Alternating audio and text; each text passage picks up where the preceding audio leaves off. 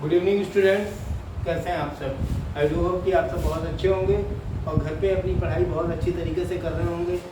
चलिए उसी टॉपिक को आगे बढ़ाते हुए, जैसा कि आपको बताया, I am your maths teacher and today we are going to discuss and deal about the arithmetical progression series. अच्छा, ये जो अरिथमेटिकल प्रोग्रेशन सीरीज होती है, चलिए इसको एक शॉर्टकट नेम दे देते हैं, एपी सीरीज। ये आपकी हो गई एपी सीरीज। एपी सीरीज की जब भी हम लोग बात करते हैं तो एपी सीरीज एक्चुअली में होती क्या है, सबसे पहले तो हम लोग ये जान लेते हैं कि एपी सीरीज क्या है। चलिए अरिथमेटिक प्रोग्रेशन ये हटा देते हैं और बात करते हैं एपी सीरीज शॉर्टकट में, ताकि आपको समझने में आसानी है, मुझे भी नाम लेने में कठिनाई ना हो। चलिए एपी सीरीज की जब हम लोग सबसे पहले बात कर लेते हैं तो एपी सीरीज में एक्चुअली में एक कॉमन ऐसी सीरीज होती है जो कि आप बचपन से देखते आ रहे हैं, बट आपको ये पता नहीं है कि ये हमारी एपी सीरीज ही होती है।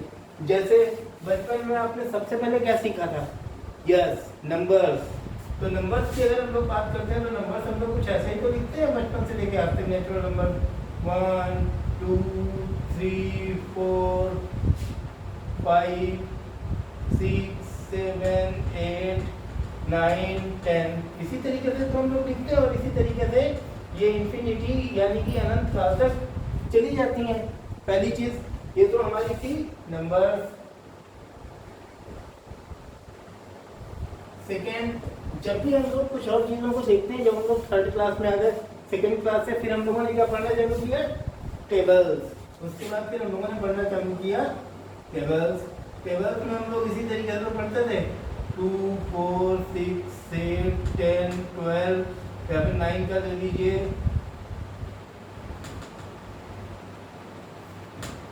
इसी तरीके से हम लोग आगे बढ़ते चले जाते थे। ठीक, एट द सेम कंडीशन ये जो सीरीज होती है एक्चुअली में यही मल्टीप्लिकेशन या सिंपल डिजिट ही होता है एक तरीके से, या आपकी नॉर्मल नंबर्स होती हैं एक निश्चित गैप के बाद में। चलिए देखते हैं कि ये कैसे होता है।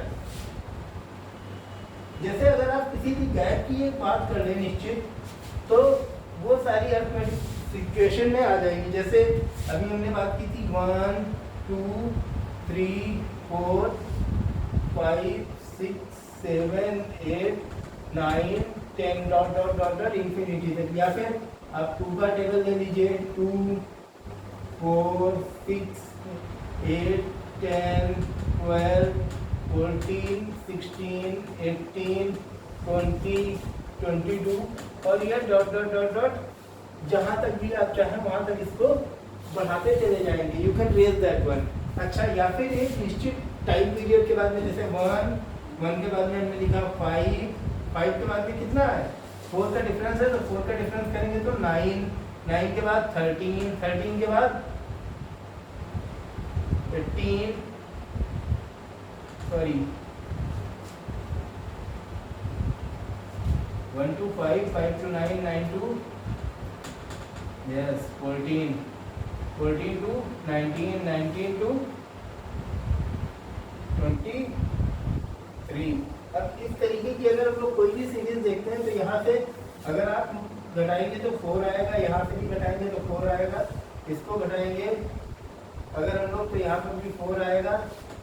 देन अगर इसको हम लोग सब्ट्रैक्ट करेंगे तो भी 4 आएगा, इसको सब्ट्रैक्ट करेंगे तो भी 4 आएगा, और यहाँ से अगर हम लोग इसको भी सब्ट्रैक्ट करेंगे तो हमारे पास 4 ही आएगा।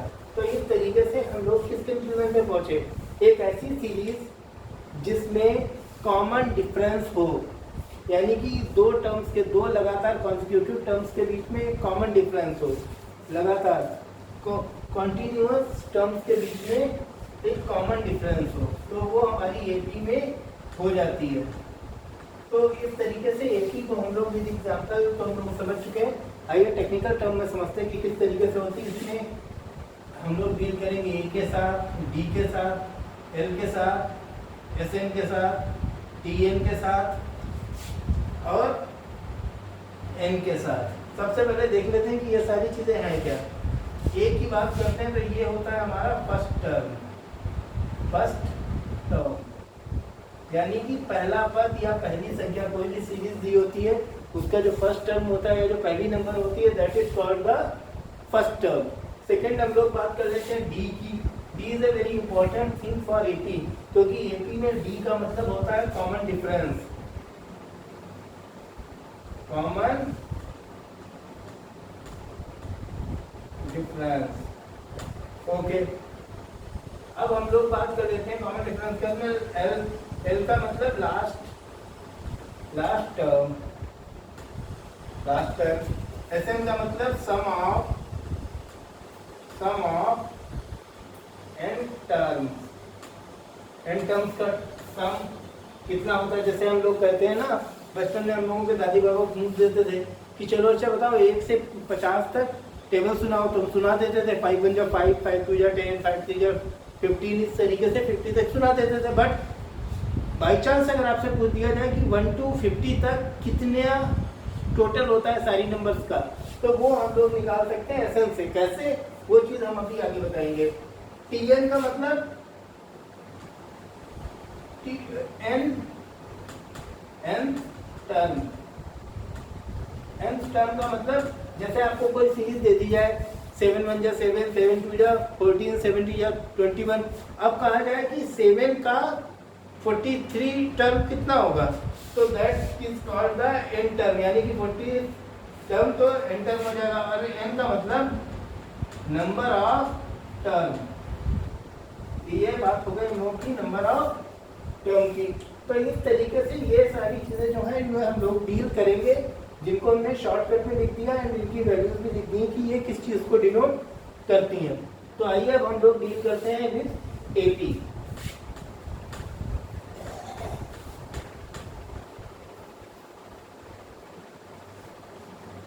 जब हम लोग एपी की बात करते हैं, एक्चुअली में इफ 3 numbers are called कि they are in AP, तो how you will satisfy yourself कि AP में कह तो दिया गया कि हाँ कोई डिजिट A है, एक B है and last one is C, they all are in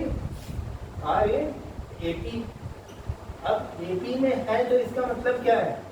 इसका मतलब है कि B minus A will be always equal to what? Will be always equal to C minus B, क्योंकि इनके बीच का जो डिफरेंस होता है वो कॉमन होता है। जो यहाँ पर आएगा D, सेम यहाँ पर भी D ही आएगा। चाहे तो आप इसको सेटिस्फाई कैसे देख सकते हैं, जैसे ना 8 का टेबल 8 2 16, 8 3 24, 8 32, इस तरीके से लेके चलते हैं। अब देखिए अगर 3 टर्म की हम लोग बात कर लेते हैं, केवल 3 ही टर्म के साथ अभी डील करते हैं। 16 minus 8 is equal to 8 आ जाता है। सेम कंडीशन अगर इसको देखते हैं तो 24 minus 16 ये भी हमारे पास 8 ही आ जाता है कि दैट्स मीन ये जो हमारे पास है ये बिल्कुल करेक्ट है and this is satisfy the AP series. Second one हम लोग देख लेते हैं कि और क्या चीज़ होती है।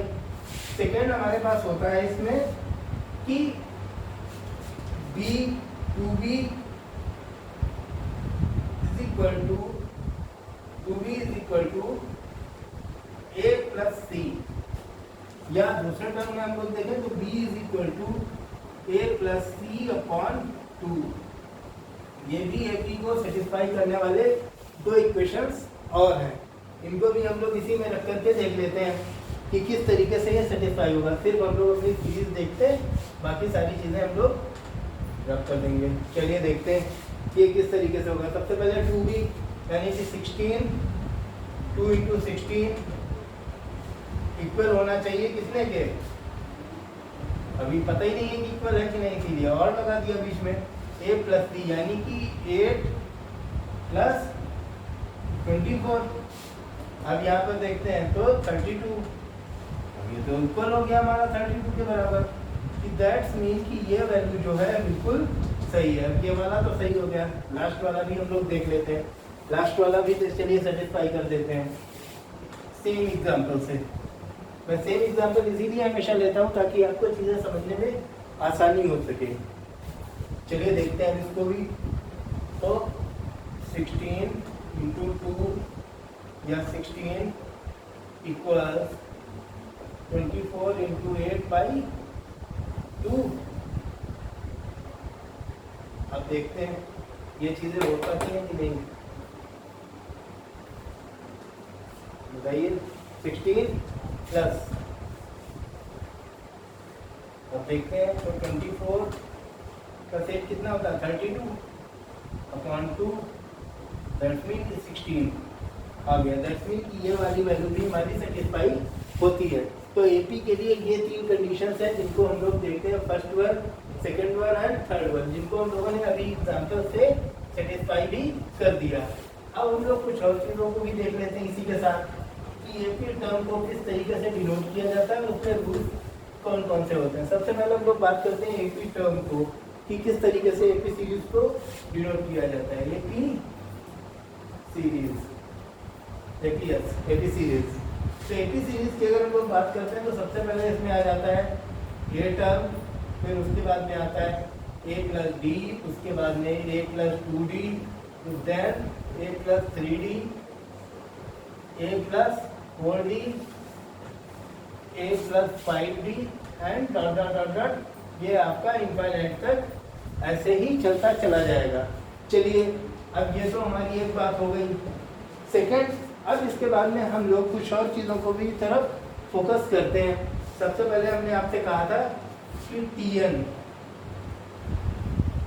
निकालना है हम लोगों को, एन टर्म निकालना है। इसे हम लोगों ने टीएन दिया है आपकी बुक में, इसको टीएन भी कहते हैं या फिर इसको एएन भी कहा जाता है। तो एएन या टीएन जो भी है इसकी वैल्यू हम लोग निकालेंगे। ओके स्टूडेंट्स,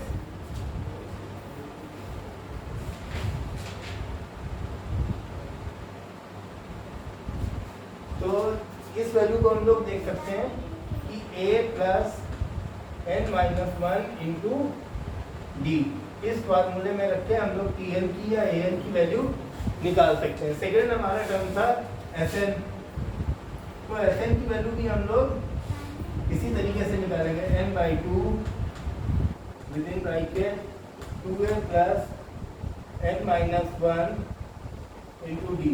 इस तरीके से हम लोग sn की वैल्यू भी निकाल सकते हैं। और sn निकालने के लिए हमारे पास एक दूसरा फार्मूला भी होता है, that is n/2 a plus n। इस फार्मूले से भी हम लोग sn की वैल्यू निकाल सकते हैं। ये आपकी कंडीशन पे डिपेंड करता है कि आपको लास्ट टर्म अगर दिया गया है, if you have know the last term, तब तो आप इसका इस्तेमाल करोगे। If you know the last term, if you know last term, और अगर आपको केवल सीरीज दी गई है तो यहां से आप निकाल सकते हैं only if a series, only if a series is given।